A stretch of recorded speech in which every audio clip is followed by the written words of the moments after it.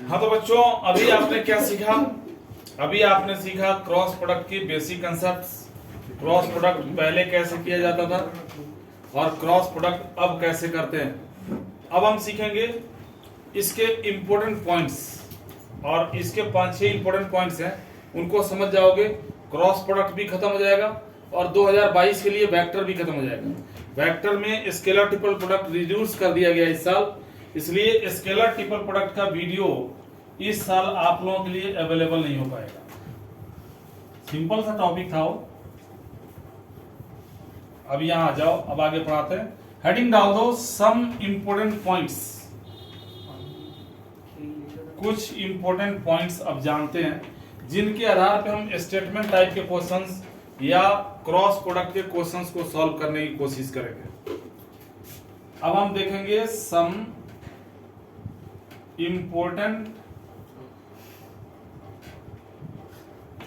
Points.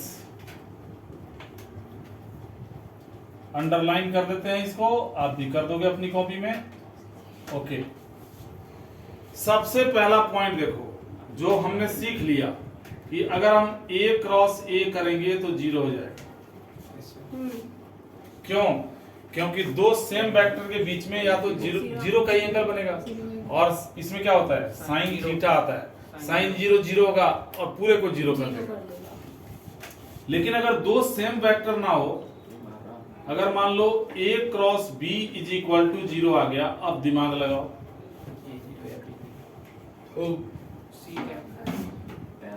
ऐसी condition में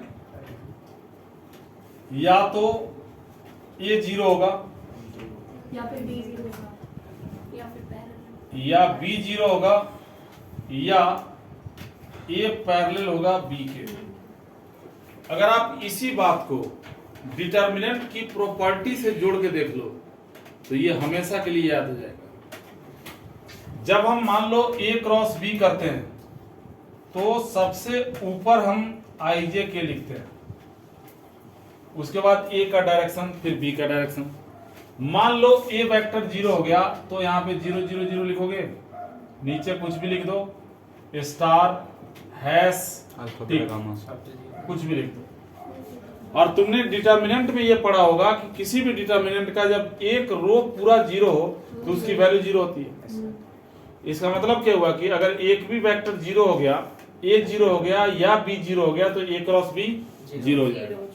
तुमने डिटर्मिनेंट में ये भी पढ़ा होगा, नहीं पढ़ा होगा तो अब पढ़ लो कि अगर मैंने यहाँ पे 1 2 3 लिख दिया और इसके प्रोपोर्शनल नीचे डाल दिया, 2 गुना 3 गुना 4 गुना 5 गुना 10 गुना 4 गुना डाल दिया, 4 8 12, इसका भी वैल्यू 0 आएगा। अब जरा सोचो कि दो वेक्टर्स जिनके डायरेक्शन रेशियोज प्रोपोर्शनल हो वो आपस में कैसे होंगे। अभी जस्ट डॉट प्रोडक्ट तुम पढ़े हो, मैंने उसमें पढ़ाया कि अगर a vector is equal to i cap plus 2j cap plus 3k cap लिखते हो और इसका 4 गुना 5 गुना करके प्रोपोर्शनल b वेक्टर लिख देते हो, तो ये या तो पैरेलल होगा या कोलिनियर होगा। अभी जस्ट पढ़ाया था कि a1 upon a2, b1 upon b2, c1 upon c2, अगर तीनों बराबर हो तो वेक्टर्स या तो पैरेलल होंगे या कोलिनियर होंगे। कोलिनियर कब होंगे? जब एटलीस्ट 1 पॉइंट कॉमन होगा। पैरेलल कब होगा? जब कोई भी पॉइंट कॉमन नहीं होगा। तो जब दो रोज इसके प्रोपोर्शनल हो गए तो 0 तो आना ही है। ये तो डिटर्मिनेंट की प्रॉपर्टी है।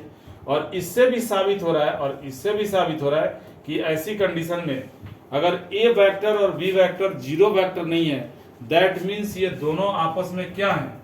ये दोनों आपस में पैरेलल वेक्टर्स हैं, यानी a पैरेलल है b के। तीसरे नंबर पे देखो,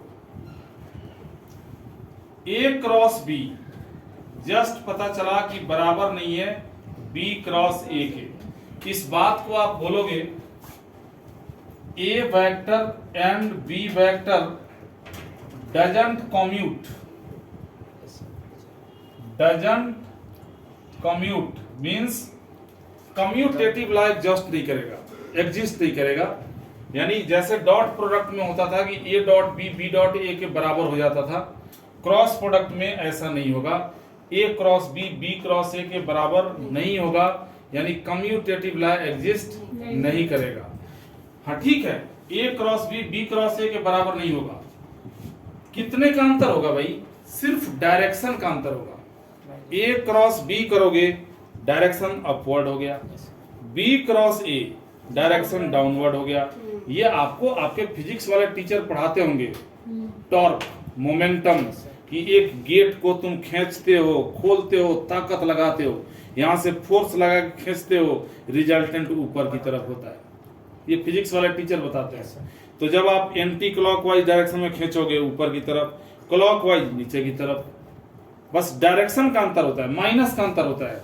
यानी A cross B B cross A के बराबर नहीं होता, सिर्फ माइनस साइन के चलते। अगर इनको बराबर करने की ठान लो तो A cross B is equal to minus का बी क्रॉस ए लिखने से तुम्हें कोई नहीं रोक सकता। और ऐसा होता है, किसी भी वेक्टर का डायरेक्शन चेंज करोगे माइनस साइन लग जाएगा, ये ध्यान रखना।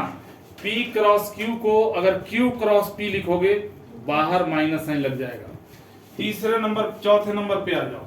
अब यहां से सीखोगे इंपॉर्टेंट पॉइंट्स। फोर्थ का ये देखो, अगर तुमसे पूछा जाए कि अ वेक्टर, बिस्ट साहब ध्यान दो, a vector perpendicular on A vector and B vector. एक सच्चाई बताता हूं मैं, आजकल के जो नई जनरेशन आ रही है उनमें स्टेमिना कम होता है, ठीक है, तो वो अपने भाव जल्दी प्रकट कर देते हैं। जैसे तुम लोग कहते हैं ना, वो लड़की पटाता है, वो ऐसे बोल के लड़कियों। Perpendicular on A vector and B vector, अगर तुमसे पूछा जाए कि एक वेक्टर निकालो जो ए और बी पे परपेंडिकुलर हो, तो क्या करोगे, कैसे निकालोगे? सीधे करोगे, ए क्रॉस बी कर दोगे, निकल गया। अच्छा, ए क्रॉस बी जब करते हो परपेंडिकुलर तो निकल गया, लेकिन तुमसे ये पूछा जाए कि इसकी लंबाई कितनी है, तो जब तक इसका मैग्नीट्यूड नहीं निकालोगे लंबाई का पता तो चलेगा नहीं। लेकिन दूसरा क्वेश्चन अगर दाग दिया गया, यहाँ पे क्वेश्चन नंबर 2 दाग दिया गया, a vector which is a unit vector, ध्यान से सुनोगे मेरी बात, बहुत सारी चीजें समझ में आएगी। A unit vector which is perpendicular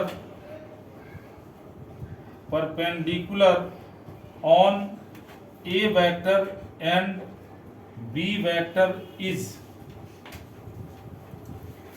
थोड़ी देर पहले आपसे पूछा गया कि एक वेक्टर बताओ जो ए और बी पे परपेंडिकुलर हो, आपने ए क्रॉस बी निकाल के रख दिया। ये लो जी, ए क्रॉस बी हमने निकाल दिया, ये ए पे भी परपेंडिकुलर होगा और बी पे भी परपेंडिकुलर होगा। अब आपसे पूछा गया, ठीक है ए और बी पे परपेंडिकुलर हो, लेकिन उसकी जो लंबाई होगी वो 100 किलोमीटर नहीं होनी चाहिए, उसकी जो लंबाई होगी वो 50 किलोमीटर नहीं होनी चाहिए, उसकी लंबाई 1 किलोमीटर होनी चाहिए, उसकी लंबाई 1 सेंटीमीटर होनी चाहिए। तो क्या करोगे, किसी भी वेक्टर को यूनिट वेक्टर बना